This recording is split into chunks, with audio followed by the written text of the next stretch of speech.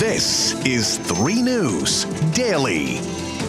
Hello, everyone. Welcome back to 3 News Daily. We did it. We made it to Friday here in the beginning of October.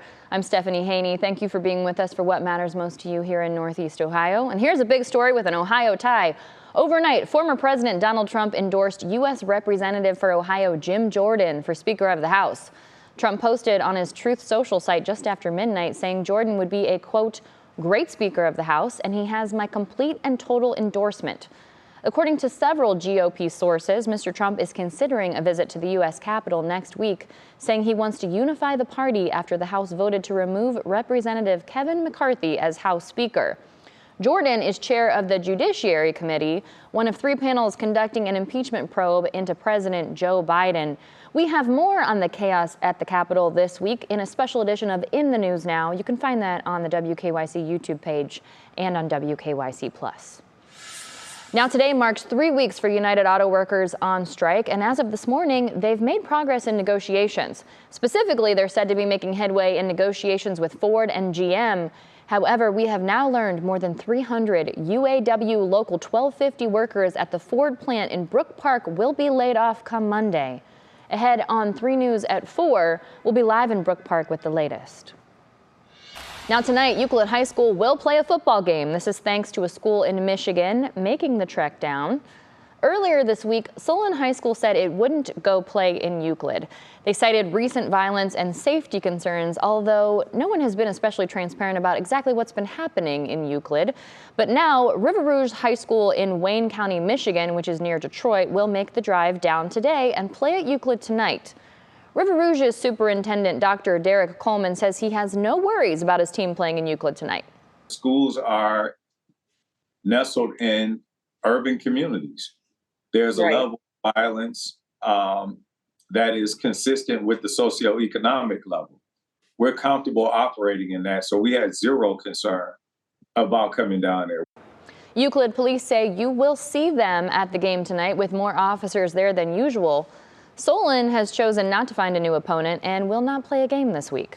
But Solon won't be the only Northeast Ohio team sitting out tonight. Oberlin City Schools has canceled its football game against Wellington exempted village schools. Oberlin officials say they've had low practice turnout due to player injuries. So because of that, they don't have enough players cleared to field a team tonight. Wellington exempted has scheduled a new opponent. They'll play the New London Wildcats tonight at 7. Now we have new information about the plan that will transform part of the flats in Cleveland. Just hours ago, Cleveland officials laid out their plan to revamp Irishtown Bend. The 23-acre spot along the Cuyahoga River will be turned into a park that will link the Cuyahoga Valley National Park to Lake Erie. We'll have more information for you on that ahead on 3 News at 4 today. Meanwhile, the City Planning Commission will also take up new ideas for building up Cleveland's lakeshore. They're talking about near the Browns Stadium downtown. Their meeting will be open for public comment on what's being called the Cleveland's North Coast Master Plan. That sounds very fancy. I like the sound of that.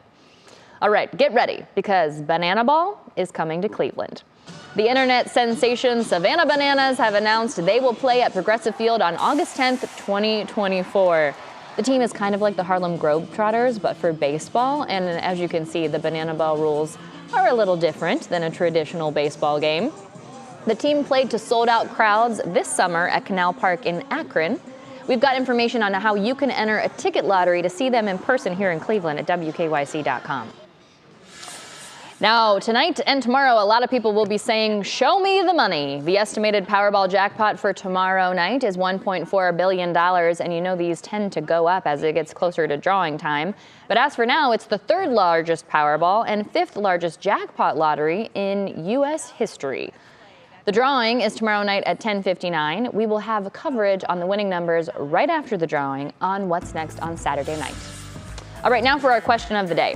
In light of the recent data breach at MGM, we want to know what you think the company should do to make it right for the people who had their information accessed. Post your comment to the WKYC Facebook page. We'll be talking about that during 3 News at 4 and 3 News at 5. Now, this is a great question. We do live in a world where you have to put a certain amount of your information out there in order to get anything done. I mean, can you imagine booking a hotel at an MGM property or anywhere else for that matter without doing it? But at the same time, you got to keep that stuff secure. We'll be talking about it today. All right, thank you very much for watching today's edition of 3 News Daily. Wherever you're watching or listening, we appreciate you. Thanks for being here with us. Have a beautiful weekend. We'll see you back here on Monday with more of what matters most to you here in Northeast Ohio on this gorgeous day.